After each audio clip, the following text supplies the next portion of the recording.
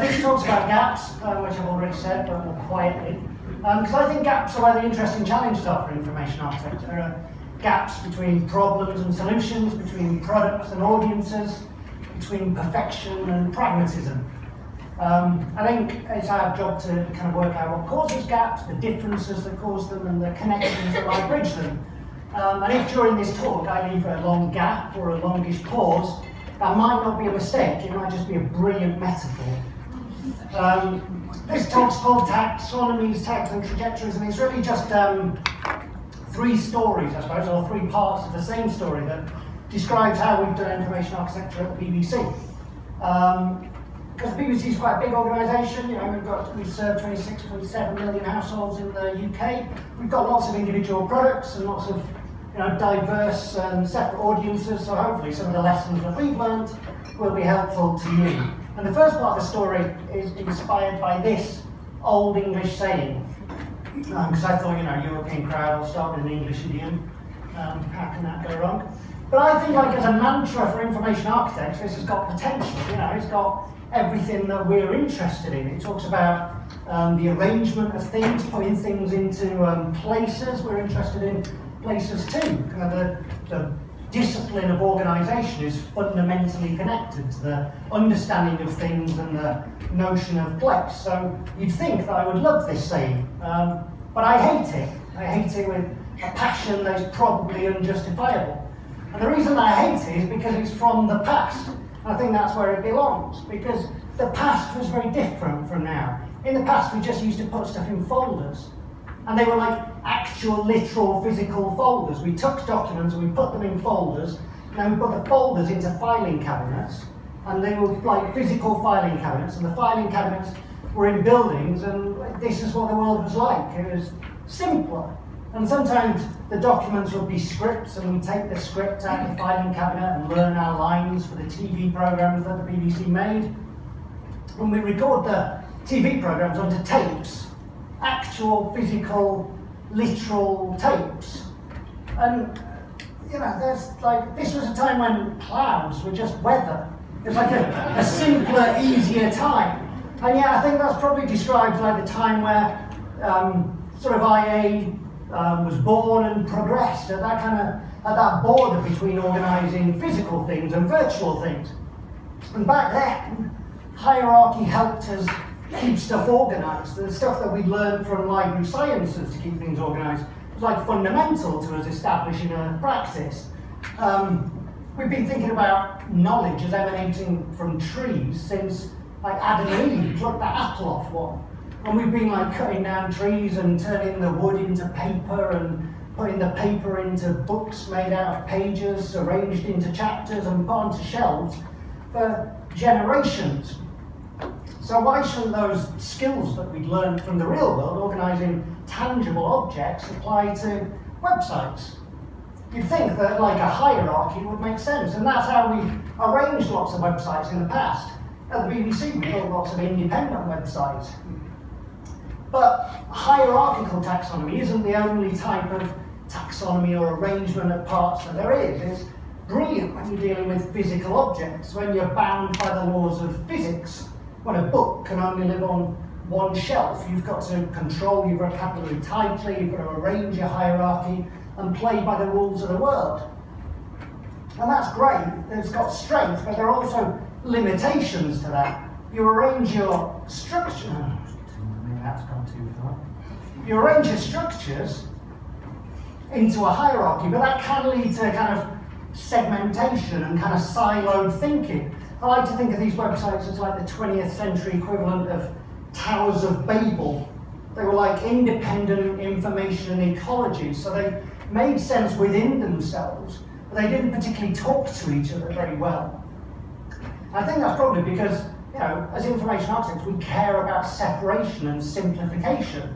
And when I was thinking about separation and simplification, I thought about this diagram, which is also from the past, 2002. It's Jesse James Garrett's Elements of User Experience. And I think this is a good example of probably both hierarchy and separation, because it breaks things apart, it tries to describe the individual parts in a consistent language, And it still shows that there's a relationship between parts, that the consequences of making decisions lower down in a strategy layer, wait for this, strategy layer, can have repercussions higher up. I've been waiting all day to do that. But it proves that like we can take complex things and we can break them down into simpler parts. And that's like really powerful. That's like the power of information architects. And as we learned yesterday, you don't need to be related to Spider-Man to know that with great power comes great responsibility. That's my favourite line in this whole thing. Because it's tempting to kind of think solely about separation, especially when we're thinking about websites, because a lot of website design is about getting people to the right page that exactly meets their needs. We kind of talk about user needs. When you think about websites, you've got loads of other pages that don't meet those needs. So thinking solely in terms of separation can be tempting. Fixating on difference can be really useful, but it's not our sole focus. I think information architecture, as much as the science of separation, it's probably also the art of connection. Because it's no longer as simple as like a place for everything and everything in its place. Things aren't as simple as they used to be. Like a thing can be a thing, but it can be a copy of another thing, or a part of something, or a thing that is both a thing and a link to itself, or a thing that's part of a bigger context. There's always a bigger context to consider. And if we're not thinking about that, then we're not building brilliant services that make the most of our brilliant brains. Because it's not about folders or shelves. There's not one page that lives on one branch of one tree-like structure. I'm not even sure we make pages anymore. I think sort of, you think about the web and apps and cross-channel experiences, they're a mix of data and information and noise and lots and lots and lots of pictures of cats. I don't think there are pages. I think there are canvases, and we disaggregate and we aggregate, we transclude, we make containers so that we can reuse stuff over here and take a bit from over there. We're taxonomists of virtual stuff nowadays. We're information architects, not physical architects. So we shouldn't just be playing by the rules of the physical world, the science of separation. We should embrace the art of connection. We should make gaps that are meaningful. And that's kind of the end of the first part of the story. It's been about kind of separation, our history, how hierarchy prizes separation, perhaps over connection. And so the second part talks about how that's kind of impacted on the way that we've done information architecture at the BBC. I tried to sum it all up in one picture. So laser pointer. This is our first website. It's kind of from 1997. And at the BBC, we've got like a diverse set of audiences and lots of products. We've got a news site, a sports site, BBC iPlayer, weather, knowledge and learning. We've got probably over 10 products. And we constantly talk about like 10 products, but a single service. And back then, look, we were delivering a brilliant single service. It was like one page with 2 links on it. Talk about consistency, we nailed it. But then, as we innovated, it led to fragmentation. And we tried to come up with strategies to deal with this. We tried to spread a culture. We had a team called Content Management Culture, which were the predecessors of lots of the information architects that have talked to EuroIA over the years. And I really liked that idea of content management culture, a culture that kind of feeds the way that we do organisation and information architecture. It's probably a theme of this part of the story. And we wrote blog posts about how we make websites. There's a brilliant one by Mike Atherton, if you're gonna, and Michael Smethurst wrote a good blog post. We've had talks about domain-driven design, and this kind of typified our practice. We were interested in kind of modelling the real world and understanding the joins and the spaces between and the seams in the world. And the practice of IA at the BBC evolved. I like to think that IA creates like an abstraction and a bound shared language. I think it enables us to describe the present, to take a snapshot of now, and to kind of project into a future that we might want to create. I think it's a discipline that's kind of focused on describing what's meaningfully possible. I think that's much more powerful when you don't think about pages or primarily like digital products, when you start to describe the world. And that's certainly what we did with domain-driven design. We started to think about not presupposing structures and slotting content into that. We tried to understand the richer structures of the real world and then reflect some of that richness in the digital stuff that we built. And we did it in a number of places. This is Slash Programs. This organises lots of content. A while ago, whenever I did this, there were 2.7 million clips and programs that the BBC had archived. This creates a page for every clip that we broadcast on radio and TV, and it's got lots of other types of content now. And if we'd have thought about this in like a hierarchical sense, we'd have been tempted to try and create buckets to put content in, and we might have thought about TV channels or narrative arcs or cast members. But the fact that there are so many competing hierarchies that we could have slotted the content into kind of shows that the world isn't made up of single hierarchies, it's kind of made up of polyhierarchies, rich crisscrosses. The world is messy.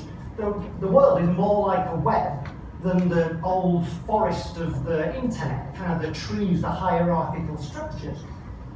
And thinking about the real world enabled us to make better digital products. Here's another one. It's wildlife finding. We've talked about this in past EuroIA, so it's a trip down memory lane. And this collects clips of all our natural history content. And this is a brilliant example of kind of building a domain-driven design approach on top of classical IA theory. Linnaeus developed a taxonomic hierarchy in the 18th century to describe how you could classify animals, and we kind of took that and built on it. But if you think about the hierarchy that he delivered as the sole deliverable, there's your sitemap, go and build that, then you fundamentally missed the complex model that Linnaeus had to understand to develop that sitemap. And that's, I suppose, what domain-driven design was an attempt to do. It was an attempt to capture and describe the complex world. Because if you say that an elephant is just a mammal, that's like fine, that's one fact, that's one bit of information. But that piece of information implies others. What else do we know about an elephant? And so we started to describe that in models. We made the implicit facts that led into that classification more explicit. We told the story of the domain, and that helped us to make better products that were more connected. And I think it sort of described a shift in mindset, I think, from curating content to curating context. We're no longer just slotting content into a structure that we've decided is most efficient, but we're building a model that describes the real world, and we're then building a product that connects more fully into the real world. And it's got loads of benefits, because we describe the things in the real world, and we can describe classes of things, and then we can describe instances of things. A couple of times I've said that like information architecture is the science of separation and the art of connection, but it's also the technology of pointing. And if you've got a domain model kind of properly nailed, then you can point at canonical things. We've got like a canonical coleslaw page, which is probably the coolest sentence I'll ever say in my life. Because it's got real benefits. It's got like, we've got a food website with loads of recipes, but for rights reasons, often the recipes expire. So having a canonical coleslaw page means that we've always got a page that contains the concept of coleslaw. Now if we have a recipe that comes along, it gets dynamically published onto this page. And that's one of the ways that we exploited domain-driven design. We developed a platform called the Dynamic Semantic Publishing Platform. And we used it for lots of websites. Here's one of them. It's the Olympics site from 2012. Drink. And it's a great example of where like dynamic publishing has major benefits, because sports are relatively safe and easy domain to model. It's got rules, and so there's a high degree of predictability. So as long as we describe the model of sport and describe the classes and the types and the properties of those classes that might crop up, we were able to publish thousands of pages dynamically. we've got a model of the sport, we've got a simple tagging model, so that if, say, one of these athletes does something, we can publish that story on their athlete page, the sport page. They're tricky names. I mean, I could have chosen easy names. But we can publish it on the athlete page, the sport page, the nation page, and it goes there automatically because we've curated the context. And that's a lot of what we've done. We've done it in sport, we've done it for the UK national curricula, which is like, it's just crazily complex because each of the nations have got different national curricula, but they share the same learning content, but they call it different things. But it's like a real mess. But we were able to tame that because we described it adequately, and then we were able to build a functioning proposition around it that we can iterate on top of. We've done it to curate a set of audio biographies dating back to the 1940s. This is like the audio history of the BBC. This is our heritage, and yet we're using the most modern techniques in web design to organise it and to give people access to it and to form connections between it. We've also done domain-driven design and thought about, this is a new internal tool called Vivo. It's got tagging at its heart. It allows us to reuse content that we've tagged with concepts in the real world to share them across different editorial teams. So we're cool. That's it. But there are limitations to this approach, and that's kind of why I'm here, I think, to share the story of where we are now, because I think kind of hierarchies are cool. They're kind of like they grow from root to branch and they're self-sustaining. They're like a tree in that respect. And so I like to think of them as like the original intention revealing interface. Like, if a user lands smack bang in the middle of a hierarchy, they can probably work out that there's going to be general stuff higher up and more specific stuff lower down. It's like, where am I in the hierarchy? Oh, near the middle. But when you build flatter, more graph-like models based on a domain model, that's harder to work out. It's harder to work out where you are in the model for users, and it's also harder to describe the journeys or the potential products that you can make out of the domain model, both to the user and to your colleagues, people who aren't information architects or used to domain modeling. There might be one more transition. Yeah. What's going on? And I think it also, because domain-driven design enables you to build products iteratively, there's also that element of like the future. Where is this product going to go? And telling the story of how a thing might evolve to reflect a changing set of circumstances is a big challenge for IA, I think, because we now face, that old saying from the past is useless now because we're living in the future. And, probably next week we'll have robotic companions and hover cars and stuff, and all be wearing foil. That's my hope, at least. But even if you've got like a perfect domain model, you've still got to make use of it. You've still got to identify, explain, and exploit the opportunities that rest in that domain model. Because I think, I'm from the BBC, the British Broadcasting Corporation. I think, broadcasting is the way that we've got information out for loads of years. And broadcast is kind of linear and it's kind of limited by that.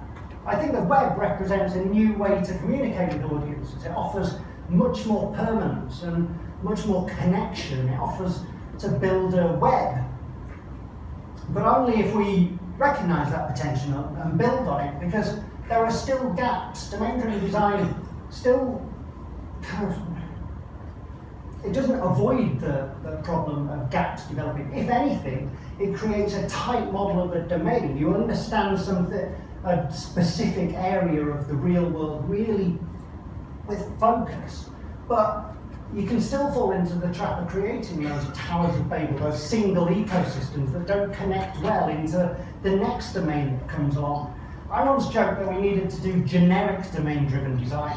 I've tried to kind of trademark it and get some t-shirts printed, but no one's buying it. Because I think there's like dark matter that stands between the tightly modelled areas that we build. At the BBC, we're effectively building lots of independent websites that don't necessarily connect.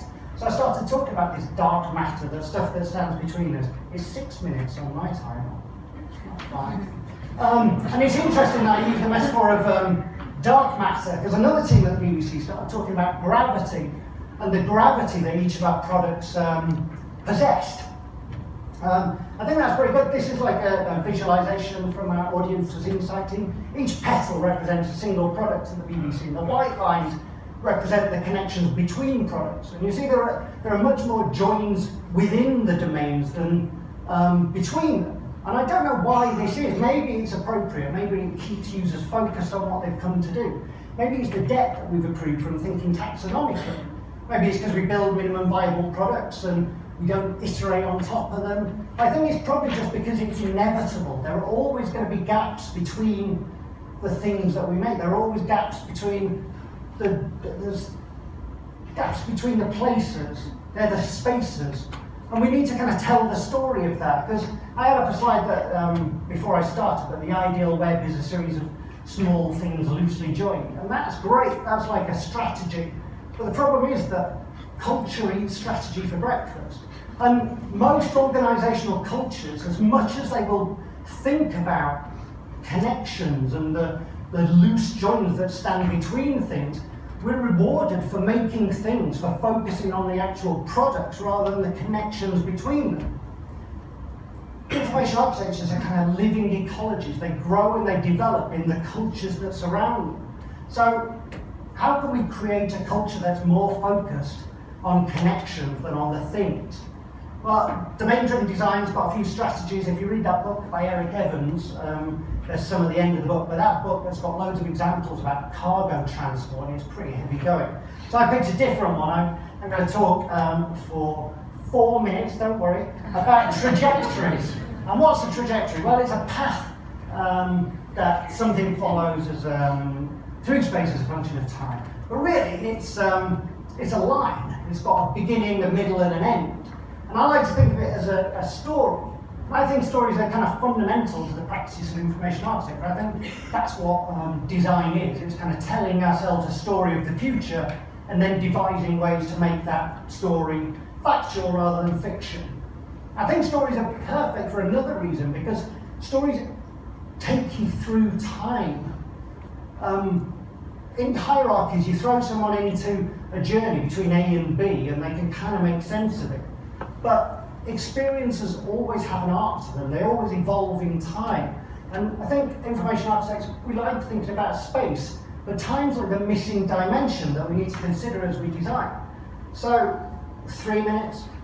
This is a trajectory, and to a lot of people, it might just look like a squiggly line. And that's, perfectly reasonable if you think that. But squiggly lines are really powerful, so let me justify why I'm talking to you about them. It's kind of like a graph, and as with any graph, you've got a couple of axes. X normally describes time, so this is an experience happening in time. And the y-axis can be used for pretty much anything. You can use it to describe attention of a user, or frustration, or context, maybe a user moving between different platforms or technologies. So if we were to imagine a trajectory of this talk, you might imagine, somewhat like people drifting off, a bit bored here, and I mentioned cats, where there's a peak. Something interesting probably happened there, I don't know, I'm not listening. But when we've been thinking about trajectories, we've been thinking about 3 types, and I'm quickly going to talk about those. The first one is the design experience. And I don't think a design experience exists. Or if it does, it's not one of those thin lines that I've just shown you. It's more kind of a region or a kind of envelope in which these experiences can happen. It's like, it's fatter, but it's still, potentially squiggly. But what you're aiming for is that the actual experiences that individual users will have will fall somewhere in there, because the actual experience is made in partnership. Every user has an individual, unique experience. So if we were to imagine this as the trajectory of this talk, each user is going to have one of their own wiggly line. Hopefully it'll fall somewhere within the kind of envelope of acceptance that I've tried to design into the talk. It's going to be a fun last minute. But designing telling the trajectory of the actual experience can help you spot problems. Look, I'm running out of time. It's got meta. And now we're into like the third trajectory, and this is the historical trajectory. It's the story that participants or users can tell themselves after the experience. And this might be the memory of the experience, it might be an artifact, a social share that pulls someone into having a version of the experience themselves. I've created a historical trajectory of this talk, which actually describes what trajectories are, because I knew I wouldn't have time. So this is available to download on my website, and I'll put up a link on the end. Because I knew I'd just have gone past 25 minutes. I've only got 30 seconds left. So I've talked a bit about the history of information architecture at the BBC, and I've talked about squiggly lines. And is that all there is? Well, kind of. Yeah, there's one more thing. And it's the idea of a shared ubiquitous language. I've talked about stories. I think stories are the cheapest way to seed a culture in an organisation. But I think the best way to do that is to establish kind of meaningful terms where you can share language and everyone knows that they're talking about the same thing. In Trajectories, as detailed in this fantastic free download, I mentioned transitions, which are points that you can put on a trajectory that describe points of weakness in an experience, where there might be, the continuity of the experience might be at risk. One of those transitions is called encounters, and it describes the social aspects of experiences, where users might interact with each other. And if you think about this whole trajectory of this talk, it's been an encounter, it's been a conversation. Admittedly, I've done most of the talking. But hopefully we can continue the conversation. Hopefully this will prompt ideas. Hopefully some of the ideas in the talk have prompted questions which you now don't have time to ask. But I'm around for the next couple of days. You can find me on the internet, at Twitter, you can find my website, and I am very happy to talk. It was 26 minutes, that's not bad. Thank you.